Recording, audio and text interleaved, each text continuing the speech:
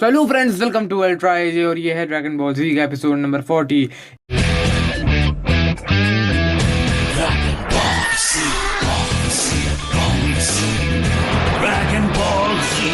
इस एपिसोड का नाम है हेल्ड कैप्टिव। यहाँ हम देखते हैं वही स्पेसशिप जो कि मिरर वाला है, मतलब जो इनविजिबल है, वो घूम रहा है। एंड यहाँ पर एक बच्चा आगे आता है जो कि क्रिलिन और गुहान के ऊपर गन तान देता है। यहाँ पर गुहान कहता है कि क्या हुआ, तुम्हें क्या चाहिए? देखो तुम गलतफहमी में हो, हम पृथ्वी से आए हैं और हम तुम्हें कुछ भी नहीं करने वाले। तभी वो जो बच्चा है वो क्रिलिन के ऊपर फायरिंग करना स्टार्ट कर देता है। एंड पीछे एक बच्ची जो कि चिल्लाने लगती है, जिसे ये लड़की चुप करा देती है। तो वो लड़का कहता है कि मुझे कुछ भी नहीं सुनना है, मुझे पता है कि तुम यहाँ पर हमला करने के लिए आए हो। क्रिलिन कहता है कि तुम्हें जरूर कोई गलतफहमी हुई है, हम यहाँ कुछ भी करने नहीं आए हैं। तभी वो बच्चा फिर से फायरिंग करना स्टार्ट कर देता है। यहाँ पर बुल्मा कहती है कि ऐसे ही खड़े मत रहो, कुछ तो करो। अब यहाँ पर क्रिलिन कहता है गुहान हमें फाइट ही करनी होगी। क्रिलिन यहाँ पर अपनी एनर्जी बढ़ाने लगता है। तभी यहाँ पर वो बच्ची आगे आती है जो रो रही थी एंड क्रिलिन को किक मार के आगे चली जाती है और एकदम हल्के से किक मारती है जिसमें भी क्रिलिन इतना उछल जाता है। यहाँ पर पीछे से एक और लड़का आता है और वो कहता है कि जैसन जल्दी इन्हें मार दो, मुझे पता है ये फ्रीजा के ही लोग हैं। अब यहाँ पर जैसन जो है वो थोड़ा सा घबरा जाता है कि क्या सच में इन्हें मारना है। यहाँ पर अचानक से ही भूकंप आने लग जाता है एंड एक बच्चा आकर कहता है कि जैसन एक बहुत ही बुरी खबर है, जो मीटियोर्स है वो हमारी तरफ आ रहे हैं, बहुत ही बड़े बड़े हैं और बहुत सारे हैं। तभी ये बंदा कहता है कि इनके ऊपर नजर रखो, ये कभी भी कुछ भी कोई भी हरकत कर सकते हैं, तो इनके ऊपर ध्यान रखना और कुछ गड़बड़ दिखे तो मार डालना। यहाँ हम देखते हैं वही मीटियोर्स जो कि आगे बढ़ रहे हैं और काफी सारे मीटियोर्स तो स्पेसशिप से भी टकराते हैं। तो बुल्मा कहती है कि ये एक अच्छा मौका है, हमें यहाँ से भाग जाना चाहिए। गोकू जो कि यहाँ पर इंजेक्शन से काफी ज्यादा डर रहा है, चिल्ला रहा है। यहाँ पर चीची कहती है कि शक्ल और शरीर तो पहलवानों जैसा है और हरकतें देखो बच्चों वाली। इससे ज्यादा चोट तो गुहान को लगी थी और वो भी इतना नहीं चिल्लाया था। है मैं बाहर जा रही हूँ। यहाँ पर चीची बाहर चली जाती है और डॉक्टर को अच्छा मौका मिल जाता है गोकू को इंजेक्शन लगाने का। वो गोकू को इंजेक्शन लगाते हैं और वो काफी जोर से चिल्लाता है जिसकी आवाज हॉस्पिटल के बाहर तक पहुंच जाती है। यहाँ पर ये सभी दौड़कर भागने लगते हैं। बुल्मा भी छूट जाती है उस तार से एंड क्रिलिन और गुहान पीछे की तरफ देखते हैं और वो देखते हैं कि काफी सारे बच्चे जो कि रो रहे हैं और काफी हालत खराब है स्पेसशिप के अंदर उन्हीं बच्चों की। बुल्मा कहती है कि अभी हमारे पास इन सब चीजों के लिए समय नहीं है, तुम्हें पता है मीटियोर्स आ रहे हैं हमारी तरफ, हम कभी मर सकते हैं। गुहान यहाँ पर कहता है कि जरूरतमंद लोगों को मदद करना ही हमारा काम है, तो क्यों ना हम वो काम करें। यहाँ पर जो स्पेसशिप के ऊपर का कोई कवरिंग होती है वो आकर नीचे गिरने लगती है उन्हीं बच्चों के ऊपर एंड तभी वहां पहुंच जाते हैं गुहान और क्रिलिन और उसे उठा लेते हैं। यहाँ जैसन सोच रहा है कि आखिर ये लोग कौन है और कहां से आए हैं। तभी यहाँ दरवाजे से आवाज आने लग जाती है कि प्लीज बचाओ बचाओ, कोई तो मदद करने के लिए आओ। एंड यहाँ पर क्रिलिन, गुहान और बाकी वो जैसिन और उसका भाई जो है वो अंदर जाते हैं और जो स्पेसशिप है वो काफी हिचकोले खा रही है, जिससे बुल्मा कहती है कि आखिर ये पायलट है कौन, मिलना पड़ेगा। यहाँ पर क्रिलिन, गुहान, जैसिन और बाकी सभी जो है वो आग बुझाने लग जाते हैं। बुल्मा जो है वो उसी पायलट के पास पहुंच जाती है और कहती है कि मुझे संभालने दो, मैं इसमें प्रो हूँ, तुम्हें पता नहीं है, और अगर तुम चाहते हो कि सभी लोग मर जाए तो तुम इसे संभाल लो। और तभी बुल्मा जो है वो अपने पास में खड़े एक बच्चे से पूछती है कि कंट्रोलिंग बटन कौन से है, मुझे जल्दी बताओ। वो बताता है कि ये वाले है। यहाँ पर वो पता नहीं खटखट खटखट करने लगती है, पता नहीं क्या। एंड यहाँ पर दूसरी तरफ हम देखते हैं वही जगह जहाँ से आग बुझाई जा रही है और वहाँ बहुत बड़े बड़े विस्फोट भी हो रहे हैं, जिससे थोड़ा बहुत गुहान रोक देता है। खैर गुहान रोक रहा है, बहुत बड़ी बात है। कुछ समय बीत जाता है और वो स्पेसशिप का जो माहौल है वो थम जाता है, मतलब वो मीटियोर्स वगैरह चले जाते हैं एंड बुल्मा जो है वो राहत की सांस लेती है। पर उसके जस्ट पीछे ही कुछ बच्चे जो कि गन लेके खड़े हैं और बुल्मा कहती है क्या तुम्हें अब भी हम पे भरोसा नहीं है, हमने तुम्हें बचाया है। यहाँ पर ये बंदा कहता है कि नहीं, हमें तुम पे भरोसा नहीं है क्योंकि तुम ही लोगों ने हमारे घर वालों को मारा है, तुम जरूर फीसा के आदमी हो, मुझे पता है, और तुम्ही ने हमारे घर वालों को और बाकी सभी लोगों को मारा है। क्रिलिन और गुहान भी पहुंच जाते हैं और उनके ऊपर भी गन्स डाल दी जाती है।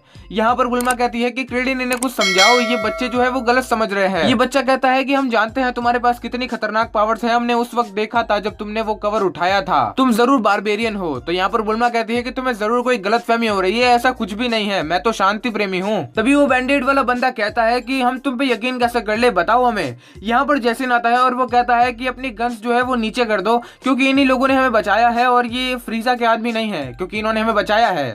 यहाँ पर वो बच्ची कहती है कि हाँ, वो लोग तो बिना वार्निंग के ही आ जाते हैं, जैसे उस वक्त आए थे और हमारे मॉम डैड को भी मारा था और बाकी सभी लोगों को भी।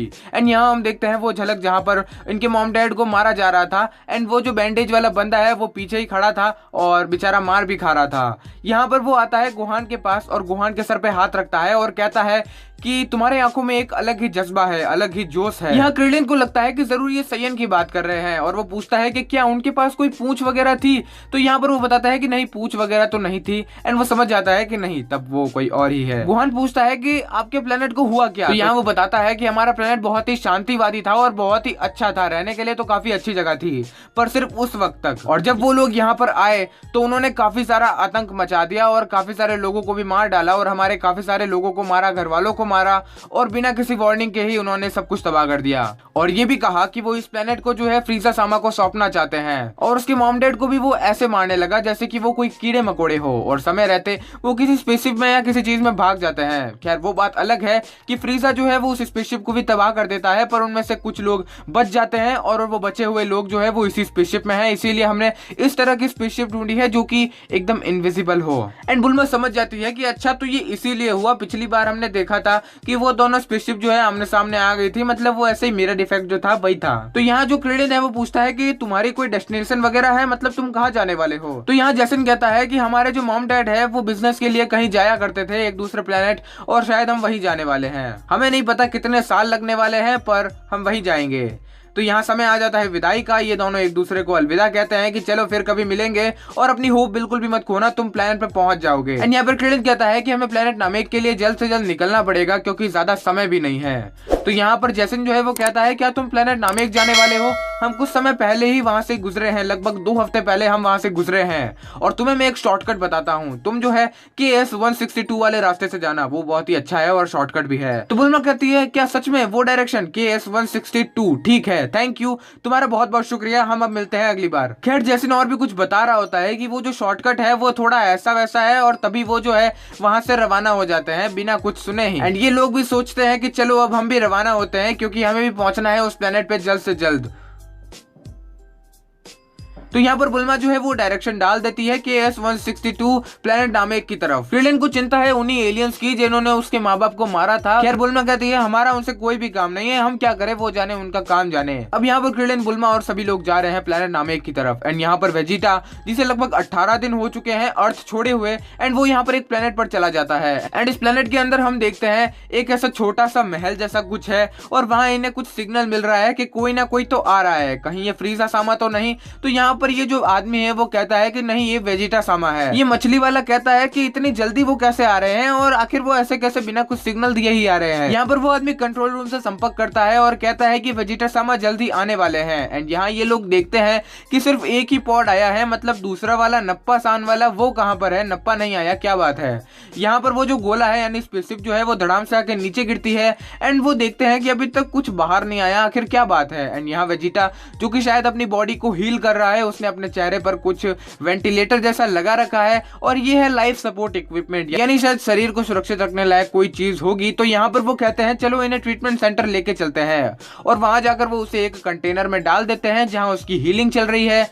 दूसरी तरफ हम देखते हैं क्रिलिन और गुहान जो कि भूकंप के कारण उठ चुके हैं, मतलब कोई अर्थक्वेक वगैरह आ रहा है स्पेसशिप में। एंड बुल्मा कहती है कि ये कोई बड़ी बात नहीं है, तुम पहली बार सफर कर रहे हो तो ऐसा आम बात है। एंड यहाँ इनकी जो स्पेसशिप है वो किसी चीज में जा रही है, मतलब धीरे धीरे नीचे गहराई में डूब रही है। एंड यहाँ जो शिप है वो पूरी उल्टी हो जाती है, गुहान क्रिलिन भी गिर जाते हैं, बुल्मा भी गिर जाती है। पर खैर ये सिर्फ कुछ समय चलता है, 1 मिनट तक, और उसके बाद ये आ जाते हैं उस चक्रवात से या जो भी वो चीज है उससे बाहर, और सब कुछ वापस थम जाता है। बुल्मा यहाँ एक चीज से काफी खुश होती है कि वो आखिर में प्लेनेट नामेक पहुंच ही गए आखिरकार, और अभी तक सिर्फ 10 दिन ही हुए हैं, ज्यादा दिन नहीं हुए हैं। तो अब क्या ये सच में प्लेनेट नामेक है या फिर यहाँ पर कोई स्पेलिंग मिस्टेक आई है, वो तो मुझे नहीं पता, देखेंगे अगले एपिसोड में। तब तक के लिए बाय बाय, टेक केयर।